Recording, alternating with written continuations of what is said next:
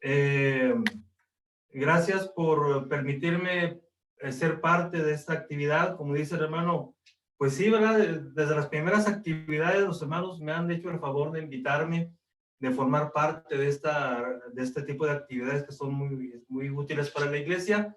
Gracias, hermanos, por considerarme pues útil y gracias por esta invitación. Gracias a Dios y a los hermanos organizadores de este evento. Bueno, hermanos, me toca a mí el tema específico de una adoración ideal. Una adoración ideal. Ideal viene de idea. Ideal es la idea máxima que tú tienes de algo. Por eso hay personas que nunca se casan, porque se quedaron esperando a la persona ideal y pues nunca llegó. Por eso he conocido hombres que en su vida nunca trabajaron, porque se la pasaron buscando el trabajo ideal y nunca lo encontraron, ¿verdad?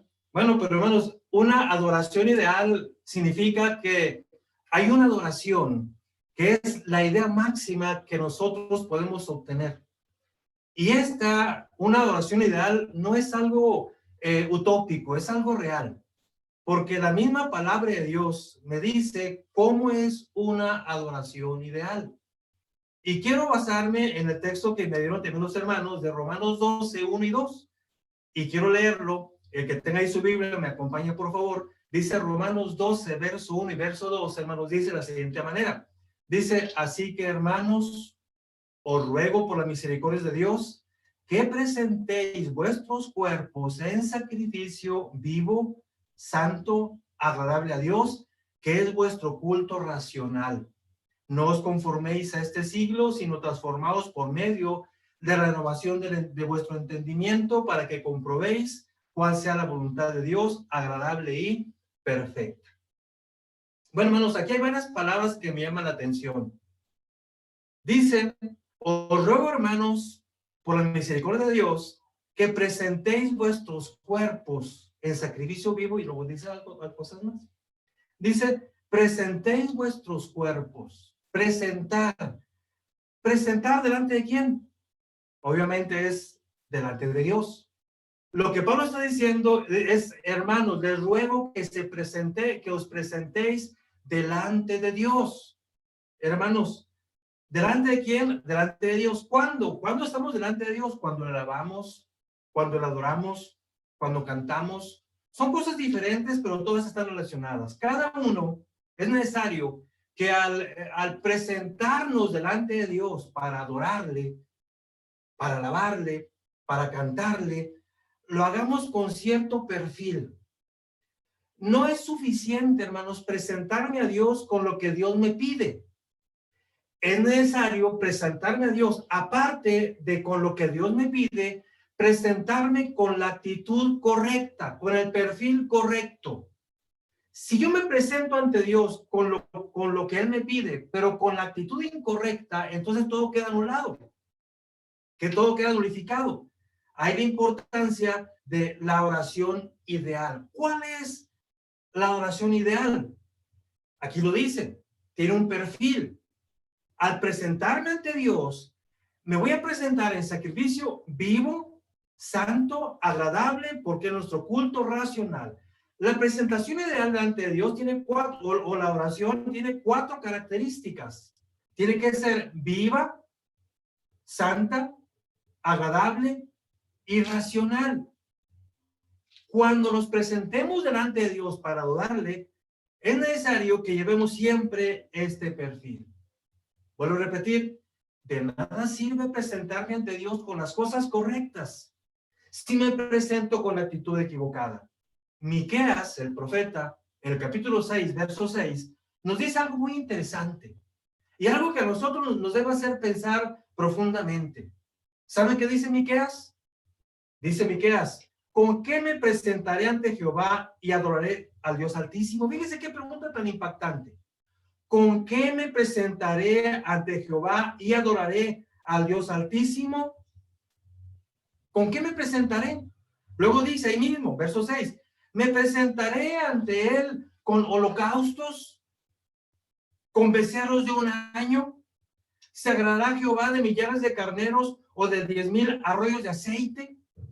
Daré mi primogénito por mi rebelión, el fruto de mis entrañas por el pecado de mi alma. Dice, fíjese, ¿con qué me debo presentar ante el Señor?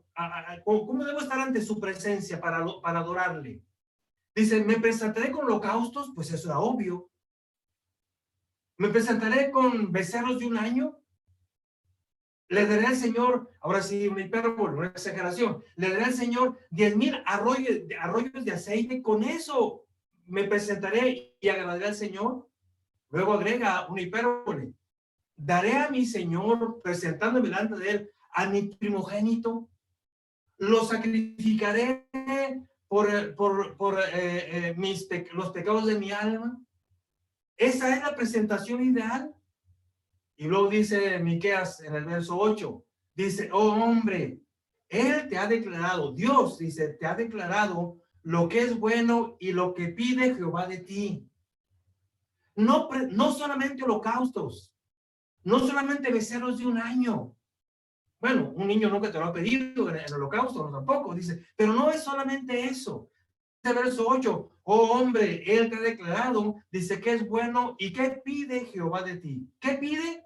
Dice, solamente hacer justicia, amar misericordia y humillarte delante de Dios. Tres cosas. Para el judío era muy claro. Él tenía el perfil y él sabía cuál es la adoración ideal. ¿Con qué me presentaré ante Dios? Dice, con un corazón lleno de justicia, de amor y de humildad. Ese era el perfil que Dios le pedía. El judío debió saberlo, hermanos, pero no lo hizo. ¿Debía presentarse con carneros? Claro que sí. Becerros, pues también. Aceite también. ¿Daría a mi hijo? Pues bueno, eso Jehová nunca lo pidió. Pero Dios pidió un perfil para el judío. Sé justo, sé amoroso, sé humilde. Si te presentas ante mí con lo correcto, pero con actitud incorrecta y no eres justo, amoroso o humilde, entonces ni te me acerques. Y Dios lo iba a rechazar. El judío, hermanos, no lo entendió o no lo quiso poner en práctica. Hermanos, el judío no lo entendió. Si leemos Malaquías, hermanos, es impactante, hermanos, lo que Dios declara y cómo Dios acusa al pueblo judío. Malaquías capítulo 3 es impactante.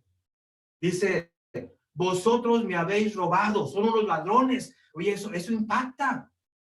Dios está declarando que el pueblo judío es un ladrón, porque no se presenta ante él como Dios se lo pidió. ¿Saben qué más dice? Malaquías 6, verso 9. Dice, ustedes son unos malditos. Oye, qué palabra tan dura. Todos son unos malditos, todo el pueblo, porque todos me habéis robado. El judío se sorprende. Y dice, pero ¿cómo, Señor? Porque no te has presentado con el perfil que yo te pedí. Justo, amoroso y humilde. Y como no lo hiciste, anula todo lo demás. Hermanos, dice aparte, habéis dicho, bienaventurados los soberbios. Fíjense lo que decía el judío. Bienaventurados los soberbios, porque ellos tentaron al Señor y fueron librados. ¿Qué ganamos con andar humildes delante del Señor? ¿Qué ganamos con obedecerle si el soberbio vive mejor que nosotros? Hermanos, ese fue el error del pueblo judío. Hermanos, el Señor nos da un perfil para estar ante su presencia. Ya lo vimos. Dice el apóstol Pablo en Romanos, os ruego por la misericordia de Dios que se presenten delante de él en un sacrificio vivo, santo, agradable y racional, porque ese es nuestro culto. Hermanos, ¿qué es culto? Fíjense, muchas veces las palabras tienen un significado muy profundo porque brotan del inconsciente. Cuando el hombre inventó el lenguaje, mucho de este lenguaje provenía del inconsciente. La palabra culto, hermanos, es muy interesante. ¿Qué es culto? Dice la explicación que la palabra culto, cultura, cultivar, viene de la misma raíz. Culto, cultura y cultivar significan casi lo mismo. ¿Qué significa cultivar? ¿Sabe qué significa cultivar? Cultivar significa desarrollar, producir, fructificar. Por ejemplo, una persona o un campesino que cultiva sandías, significa que prepara la tierra, mueve la tierra, la abona, la riega y siembra sandías con el objetivo de cultivar sandías, que significa producir mucha sandía. Prepara la tierra, se desarrolla y siembra sandías. Cultivar significa multiplicar, desarrollar.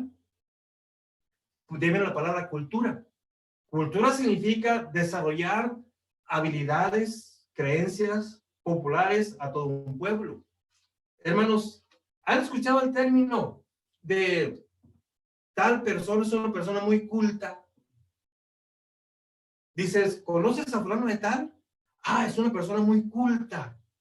¿Qué significa que es una persona muy culta? Significa que es una persona que se ha desarrollado, que ha leído, que ha meditado, que se ha alimentado en lo emocional y en lo espiritual, que se ha preparado, que domina varias áreas del conocimiento humano, y eso lo hace una persona culta. Se ha cultivado en la lectura, en la meditación, en el desarrollo. ¿Sabe qué, hermano? En este mundo cada día, las personas cultas son más escasas, porque no nos cultivamos, porque no leemos, porque no nos preparamos. Miren, en mi experiencia, durante muchos años di clase en la universidad, y a mí me tocó dar clase muchas veces a jóvenes ya en octavo semestre, jóvenes que ya estaban a punto de terminar su carrera. Y di clase, hermanos, a jóvenes de arquitectura, contadores públicos, mercadotecnia, leyes, a muchos de ellos. ¿Y saben de qué me di cuenta? Que esos jóvenes estaban muy preparados en su carrera, pero sácalos de ahí y son ignorantes, no son cultos. Eran jóvenes que estaban en octavo semestre de arquitectura, por decir algo, y saben mucho de arquitectura, pero de historia, de poesía, de literatura, de criterio propio, no saben nada, hermanos. Incultos de plano, mucha arquitectura, pero incultos totalmente. Me tocó, hermanos, dar clase muchas veces a contadores en octavo semestre, buenos para la contabilidad, mucha habilidad, pero sácalos de ahí y no sabían absolutamente nada. Incultos. La persona culta se cultiva, lee, medita, se desarrolla, hermanos. Esa es la persona culta. ¿Por qué? Porque culto significa desarrollado, que ha crecido, que se ha fructificado. Hermanos, grábeselo bien. La próxima vez que usted diga, voy al culto, hijo, vámonos al culto, que estas son otras de los inconvenientes de esta pandemia, estas reuniones virtuales, hermanos, hemos perdido mucha reverencia. Porque ya no decimos vamos al culto, pues que vamos a estar en la sala, sentados. Apago la cámara para mientras el hermano da el sermón, pues me como un sandwichito porque se hizo tarde. Perdimos totalmente reverencia. Y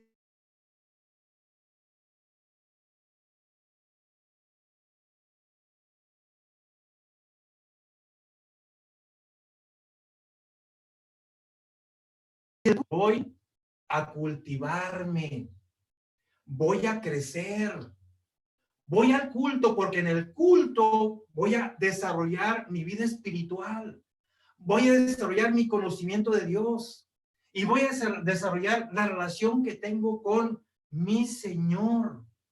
Eso es culto. Y el culto ideal, cuando se ante la presencia de Dios, tiene esas 4 características. Es vivo, santo, agradable y racional. Hermanos, entonces, repito, grábeselo bien. La próxima vez que usted diga, voy al culto a la iglesia, significa voy a desarrollarme, voy a crecer, voy a fructificar. Mi espíritu se va a engrandecer y mi relación con Dios se va a cultivar con lo que voy ahí a aprender. Hermanos, ¿se acuerdan qué gran diferencia, hermanos, entre José y sus hermanos? Hermanos, ustedes saben la historia. Saben la historia. Cuando inicia la historia, José dice tenía aproximadamente 17 años cuando lo venden. Y cuando la historia dice que José es nombrado segundo el faraón, José ya tenía 30 años. La Biblia da esos datos muy específicos. 17 cuando comienza la historia de José y 30 años de edad cuando ya es nombrado segundo el faraón. Significa que pasaron 13 años desde que lo venden hasta que José está allá en Egipto como segundo el faraón. Usted sabe la historia. Viene el hambre y entonces los hermanos de José van a Egipto. Ellos no saben, ignoran que José está en Egipto. Menos se van a imaginar que está como gobernador de Egipto. Llegan a Egipto, van a comprar alimentos y sin saberlo están ante la presencia de José. ¿Han leído esa historia? Dice Génesis capítulo 42, versos 6 en adelante. Dice así: y José era el Señor de la tierra, quien le vendía a todo el pueblo de la tierra. Y llegaron los hermanos, dice, de José, y se inclinaron el rostro a tierra. Dice, y José, cuando vio a sus hermanos, dice, los conoció, mas hizo como que no los conoció, y les habló ásperamente. Les dijo, ¿de dónde habéis venido? Ellos respondieron, de la tierra de Canaán, para comprar alimentos. José, pues, conoció a sus hermanos, pero ellos no le conocieron. Fíjense, hermanos, aquí hay algo muy interesante. Habían pasado, dije 13 años, bueno, sí, de 30 años tenía José cuando es nombrado, 13 años, pero ya habían pasado 2 de hambre, habían pasado 15 años. Y otra vez se encuentran José y sus hermanos. Y la narración dice claramente, cuando se encuentran, José inmediatamente conoce a sus hermanos, los reconoció inmediatamente, pero los hermanos no lo reconocieron a él. Yo le pregunto, ¿por qué los hermanos no conocieron a José? ¿Saben por qué? Porque José se había cultivado. Ahora los hermanos ven ahí un hombre culto. José, hermanos, había cambiado, había crecido, se había desarrollado, había fructificado. Ven ese señor y ven un hombre limpio, de aspecto impresionante, cambiado con ropa que ellos no conocían, perfumado, hablaba diferente, hablaba idiomas, era una persona muy diferente, culto. Y había cultivado su espíritu porque después los perdona. Hermanos, por eso no lo reconocieron. Porque José cambió y creció y se desarrolló y fue una persona muy culta. Porque cultivó su persona y principalmente su relación con Dios. Por eso no lo conocieron o no lo reconocieron. Pero, ¿sabe qué? José sí conoció a sus hermanos, inmediatamente lo reconoció. ¿Sabe por qué? Porque en 15 años, esos hermanos de José no se habían cultivado, no habían cambiado, hermanos, no se habían desarrollado. ¿Sabe qué? Seguían siendo los mismos chancludos, apestosos, barbones, apestando a chiva, eran los mismos chismosos, pleitistas. José los ve, son mis hermanos, inmediatamente son mis hermanos, igualitos que como los dejé. Yo creo que desde antes que entraran al salón, aquí huele a chivas, hasta cerca de mis hermanos, eran sus hermanos.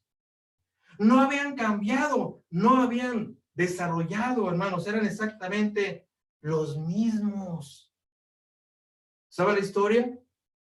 Cuando ya José se revela con ellos y le dice, yo soy su hermano, no les pesa haberme vendido. Ahí vemos la cultura de José, cómo cambió José.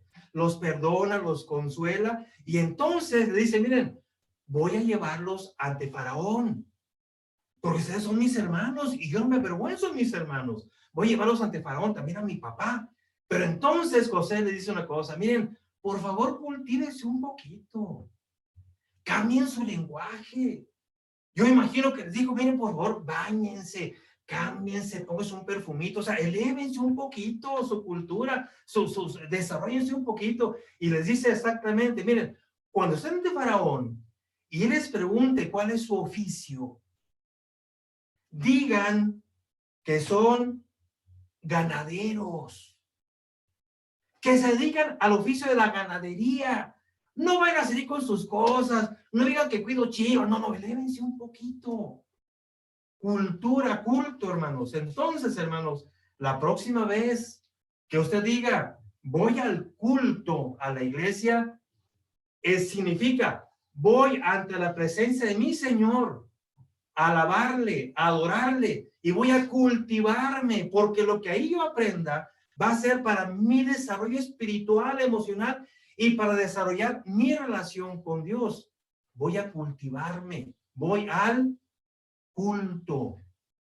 Pero para que ese culto, hermanos, realmente sea nutritivo para mí como persona y me desarrolle, y también para con mi relación con Dios, necesito un perfil, dice el apóstol Pablo en Romanos. Vamos a estar ahí al tema. Dice, tiene que ser sacrificio vivo, santo, agradable y racional. Vamos a uno por uno rápidamente. La adoración ideal, otra vez, es aquella que nutre, que me hace crecer, que me desarrolla, que me cultiva, que me lleva a llevar más fruto, que dignifica mi vida espiritual y que me hace más aceptable delante de Dios. Pero tiene que tener 4 características. Vamos con la primera. Dice, en sacrificio vivo. Vivo. Dice que presentéis vuestros cuerpos. Esto puede ser un asinecto, que sea una parte por el todo. Cuando te presentes ante Dios, tu cuerpo, tu ser, cuando tu ser esté delante de Dios, incluso tu cuerpo, es interesante esto. En el primer siglo había personas como hoy todavía que pensaban que lo más importante era el espíritu, que el cuerpo no interesaba. Dice Pablo, no. Cuando te presentes delante de Dios, incluso tu cuerpo debe ser en sacrificio vivo. Significa, hermanos, que el estar delante de Dios para alabarle, para adorarle, debe ser vivo, es decir, consciente. Debemos estar conscientes, hermanos, cuando estemos delante de Dios. Quizá esto es, hermanos, en contraste con la ley de Moisés. Cuando el judío llevaba ante Dios y se presentaba delante de Dios, llevaba un corderito, por decir algo, un animalito. Y el animalito era sacrificado en el holocausto al Señor. Pero ¿sabe qué era lo primero que hacían con ese animalito? Lo primero que hacían era limpiarlo. Se oye un poquito de interferencia por ahí, pero alguien tiene perdido su micrófono. Bueno, entonces, en contraste quizá con la ley de Moisés. Bajo la ley de Moisés, el judío se presentaba con un corderito, un animalito. Pero lo primero que hacían era matarlo. Lo degollaban al animalito. La sangre se usaba también para el holocausto. Lo primero era matarlo. Después, desollarlo. O sea, quitarle la piel. Luego lo partían y luego y ahora sí, las partes las ponían sobre el altar para que se quemara. Y el olor subía agradable al Señor. Pero hermanos, si se fijaron, lo primero era matarlo. Después desollarlo, luego partirlo y luego se pone sobre el altar. Pero eso se hacía con el corderito muerto, hermanos. Obvio, hermanos. Yo no sé cómo calificarlo, pero sería cruel, inhumano, sería un salvajismo hacerlo con el corderito vivo. Imagínate llevar al corderito y ponerlo sobre el altar así y quemarlo vivo, pobrecito animalito. No era justo, o sea, primero hay que matarlo. Hermanos, bueno, ¿sabían ustedes, entre paréntesis, ¿sabía usted que había pueblos paganos en la antigüedad que en sus holocaustos a sus dioses ofrecían niños y los quemaban, pero vivos? Agarraban al niño y lo arrojaban al fuego, al altar, vivo. Y vivo el niño moría de una manera espantosa.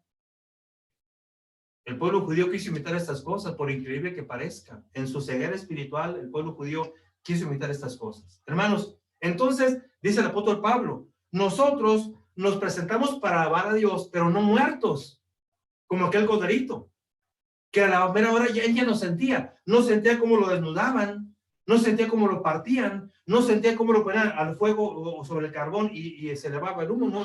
Él no lo sentía porque estaba muerto. Nosotros, hermanos, nos presentamos en sacrificio vivo, consciente, sabiendo lo que estoy haciendo y estando consciente de mis emociones, de mis tristezas, de mis alegrías. Hermanos, por eso el primer y más grande mandamiento.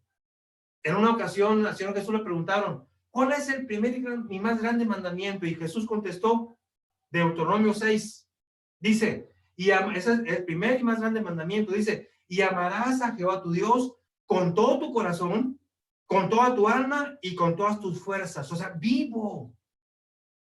Con todo tu corazón puede implicar con todo tu cuerpo. Vas ante la presencia de Dios consciente con todo tu cuerpo, bien dispuesto, bien bañado, bien alimentado, para que estés consciente con tu cuerpo, dice, con todo tu corazón, con toda tu alma, con todos tus sentimientos. Ante Dios me presento con mis sentimientos vivos. Nada que estoy triste por eso. No, así con tu tristeza vas a alabar al Señor. Con tu tristeza, con tu alegría, con tu depresión, tú vas a alabar al Señor porque es sacrificio vivo. Y dice, y con todas tus fuerzas, con todos tus talentos, con todos tus recursos. ¿Recuerdas a Abraham? Abraham, Dios le dijo a Abraham, ven para acá, Abraham. Te espero en el monte Moria. Espero que te presentes ante mí allá en el monte Moria. Allá te espero. Y te espero con tu hijo, porque quiero que me sacrifiques a tu hijo. Y dice la Biblia que al día siguiente, Abraham muy de mañana prepara todo y va rumbo al monte Moria, tres días de camino. Hermanos, les pregunto, ¿Abraham iba consciente? ¿Era su sacrificio vivo ante Dios? Claro, hermanos. Él iba consciente. Sabía lo que Dios le había pedido. Iba con todo su dolor. ¿O usted cree que iba muy tranquilo, sereno? No, hermano. A nosotros, hermanos, cuando tenemos que regañar a nuestros hijos, hay algunos que después de regañarlos nos sentimos mal, porque a veces nos falta carácter. Cuando un hermano de la iglesia nos dice, hermano, su niño hace mucho ruido durante la predicación, mire, estamos reunidos y anda por abajo de las bancas ahí rodando, le dice, háblele a su hijo, nos molesta, porque a nuestros hijos no los queremos tocar ni con el pétalo de una rosa. A Abraham le dijeron, sacrifícame a tu hijo, te espero en el monte Moria. Abraham iba en sacrificio vivo, hermanos, iba preocupado, iba con dolor, iba con angustia, pero así voy ante mi Señor. Y voy a hacer lo que Él me pidió y estaré ante su presencia, aun cuando vaya angustiado y preocupado y con dolor en mi corazón, porque mi sacrificio es vivo. Hermanos, ¿cuánto le dolería a Abraham cuando va en camino y su hijo le pregunta, papá, ya llevamos todo? Llevamos la leña, el fuego, pero papá, ¿y el cordero dónde está? Yo imagino que Abraham se conmovió en su corazón, le dolió muy, ¿cómo le contesto a mi hijo que él es el cordero? Es sacrificio vivo. Lo que Dios me pide no me gusta, pero tengo que hacerlo y tengo que ir ante la presencia de mi Señor, porque Él me lo pidió. Sacrificio vivo. Y así llegó, hermanos, al monte Moria. Y dice la Biblia, cuando está a punto de matar a su hijo para sacrificarlo, Dios lo detiene. Y como era sacrificio vivo, ay, yo me imagino que ahora hasta descansó.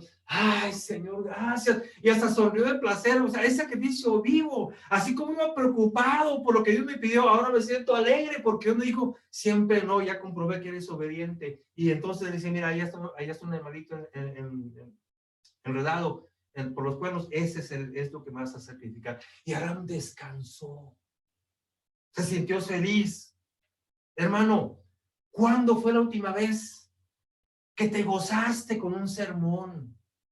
Que te gozaste con un himno, que te gozaste con una oración, porque es sacrificio vivo, que te gozaste con una predicación.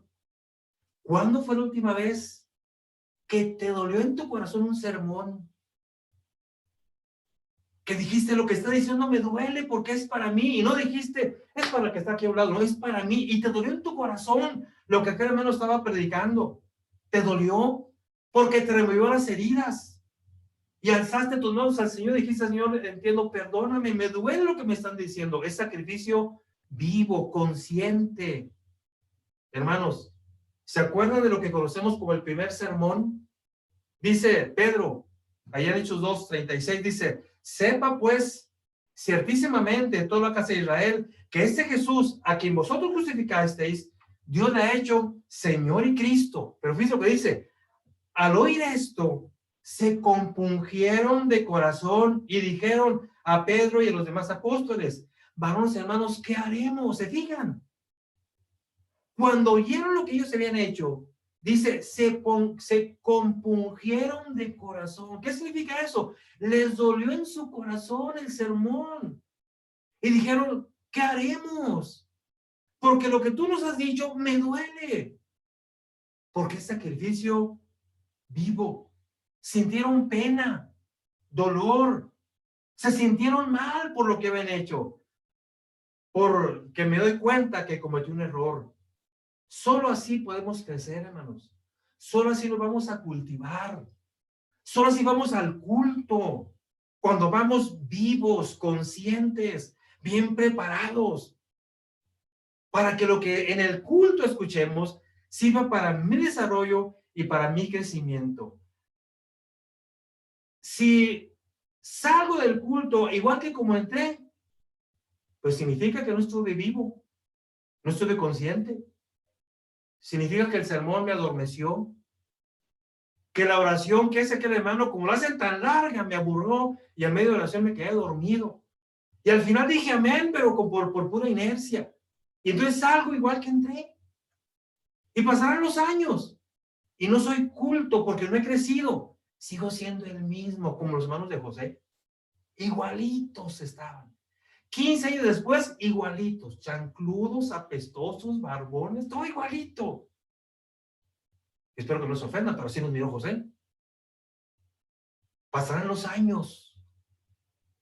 Y si yo no entiendo que estoy vivo, con mi corazón, con mi cuerpo, con mis emociones, con mis recursos ante Dios, y que al estar así voy a crecer por lo que estoy haciendo en ese culto, entonces no vamos a crecer nunca. Segundo punto, dice, cuando estás ante la presencia de Dios, tiene que ser no únicamente vivo, sino santo. Santo, sacrificio santo. Bajo la ley de Moisés, el animalito a sacrificarse tenía que ser puro, limpio, perfecto.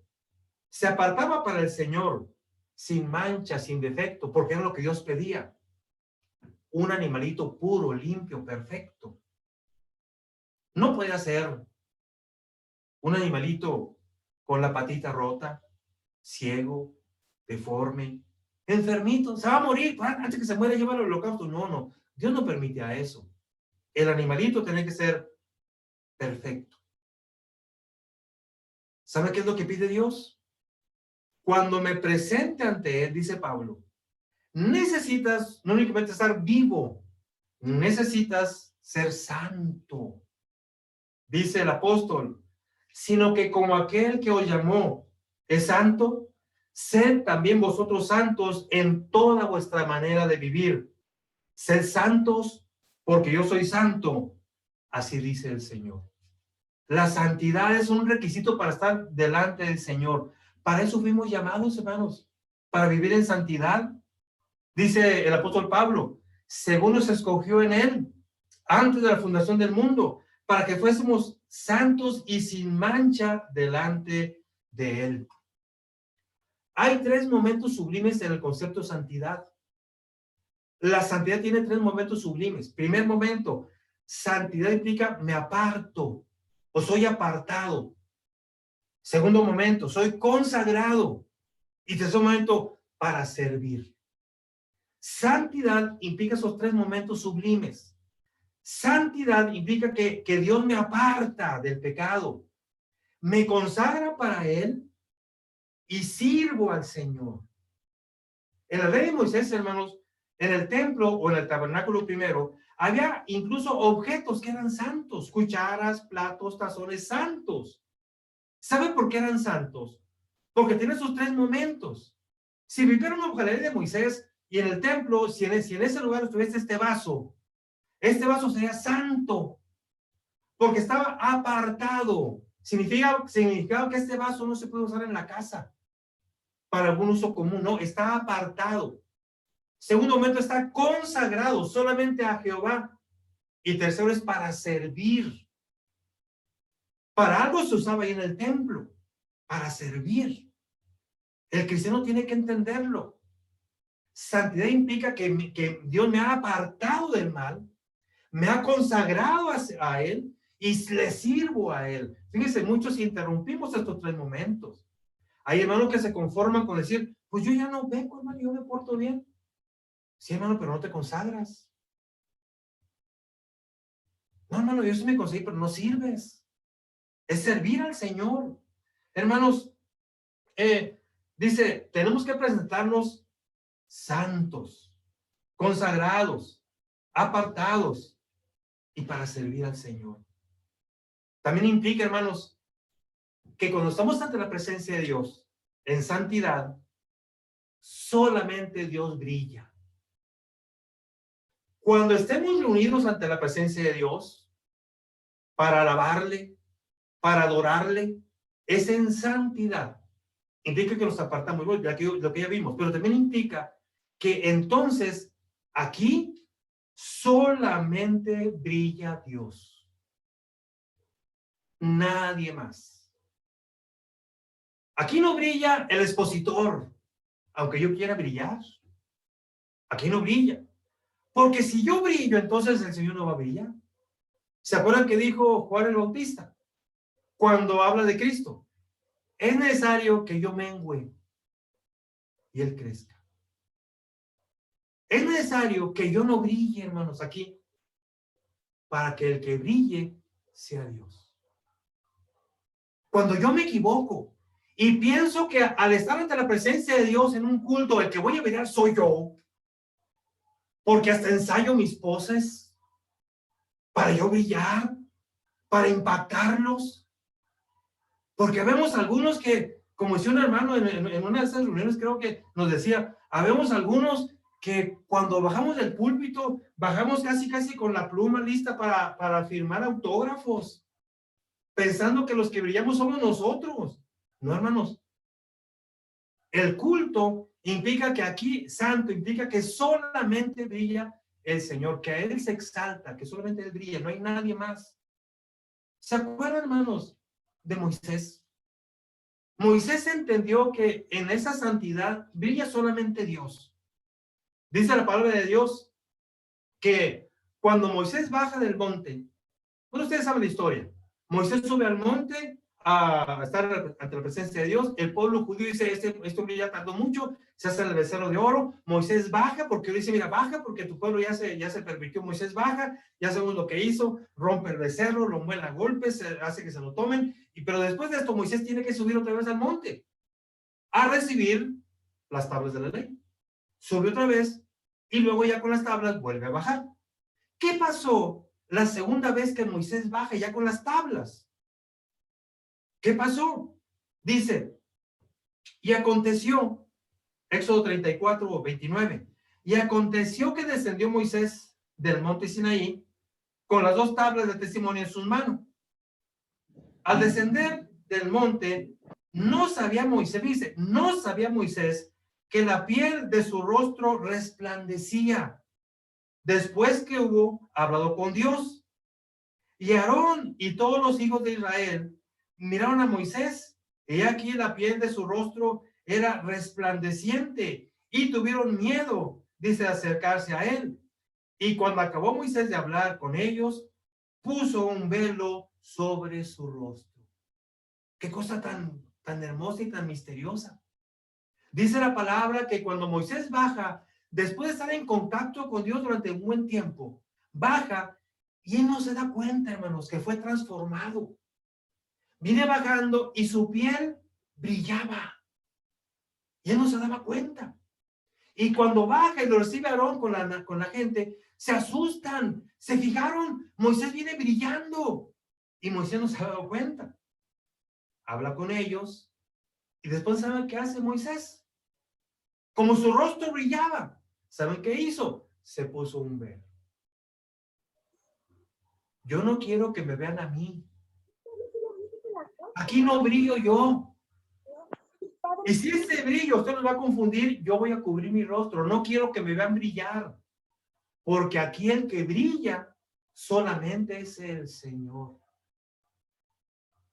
Entonces, dice el apóstol Pablo, os ruego que se presenten ante Dios de una manera viva, santa, donde solamente Dios brille y apartados del pecado. Dice, tercera característica, agradable.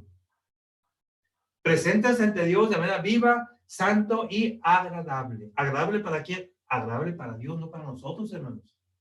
No se trata de que voy a presentarme ante Dios con lo que a mí me agrada, ¿no? No es para nosotros. No es como en el caso de Eva. Dice, y vio a la mujer que el árbol era bueno para comer y que era agradable a los ojos y árbol codiciable para alcanzar sabiduría, y tomó de su fruto y comió y dio también a su marido, el cual comió así como ella. Lo que hizo Eva fue agradable para ella. Miró el árbol, miró el fruto y dice, me agrada. Y comió, y eso fue agradable para ella, pero no fue agradable para Dios. Se trata que al estar ante la presencia de Dios de manera agradable es para Él, no necesariamente para mí. Ahora quiero decirte una cosa. El cristiano consciente, vivo, se va a dar cuenta de algo. Si mi presencia ante Dios fue agradable para Él, como consecuencia, será agradable también para mí. Porque me doy cuenta que estoy agradando a mi Señor. Es agradable ante Dios, hermanos, nuestra presencia cuando nos sujetamos a su voluntad. Cuando voy ante Él y llevo lo que Él me pidió y con el perfil que Él me pidió, entonces eso es agradable para Él. Dice Génesis, hablando de Caín y Abel, y miró Jehová con agrado a Abel y a su ofrenda, pero no miró con agrado a Caín y a la ofrenda suya. Dios no fue arbitrario. Dice, Dios mira a Caín y mira a Abel. Y mira las ofrendas que trae cada uno. Dice, y para Dios, la ofrenda de Abel y Abel fueron agradables, no así Caín. ¿Saben por qué? Porque Abel se sujetó a la voluntad de Dios y porque lo hizo con fe. Dice el apóstol Juan, dice Juan, y cualquier cosa que pidiéramos, la recibiremos de Él, porque guardamos sus mandamientos y hacemos las cosas que son agradables delante de Él. El cristiano hace cosas agradables delante de Él. Que podamos ser como Cristo, hermanos. Dice la Biblia que cuando Dios habla, el Padre habla acerca de Cristo, dice, este es mi Hijo amado, en quien tengo complacencia. Esta palabra complacencia es maravillosa, porque significa reciprocidad. El Padre dice, yo me agrado, siento placer al ver a mi hijo, y mi hijo siente placer al verme a mí. Esto es complacencia. Que logremos llegar a ese punto. Que cuando me presente ante Dios, haya complacencia. Dios se complace al verme a mí, porque me sujeto a Él, y yo me complazco al ver a mi Señor, al estar ante su presencia. Esto es lo que nos cultiva. Esto es lo que nos hace crecer. Esta es la oración ideal, la que nutre, la que acerca. La oración que es viva, santa, agradable y por último, racional. Cuando estemos ante Dios, tiene que ser de manera racional. Voy a decir algo que a lo mejor, no sé, choque con alguna persona. La fe del cristiano no es una fe ciega. A veces se maneja este concepto. Fe ciega. Bueno, Ciega en el sentido que no necesito ver para creer. Sin embargo, no significa que no sé en quién he creído. Debemos saber dar razón. La palabra culto racional viene de lógica. El cristiano debe saber en quién ha creído. Debe saber dar razones del por qué hace lo que hace y por qué no hacemos lo que no hacemos. Nuestra fe, desde este punto de vista, no debe ser ciega. Solamente los fanáticos tienen fe ciega.